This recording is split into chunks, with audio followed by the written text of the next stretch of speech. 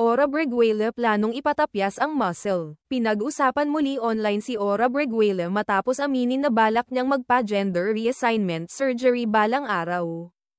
Nilinaw niyang hindi pa ito agad mangyayari dahil bata pa siya at gusto niyang siguraduhin na handa siya sa mga pagbabagong kaakibat nito. Aminado si Ora na nahihirapan siyang magdesisyon dahil mahalaga sa kanya ang kanyang muscles na matagal niyang pinaghirapan at nagbibigay ng uniqueness sa kanya. Sa edad na 20, naniniwala siyang hindi dapat minamadali ang ganitong seryosong hakbang na nangangailangan ng pisikal, emosyonal, at mental na paghahanda. Para sa kanya, mas mahalaga ang sariling kaligayahan kaysa sa opinyon ng iba.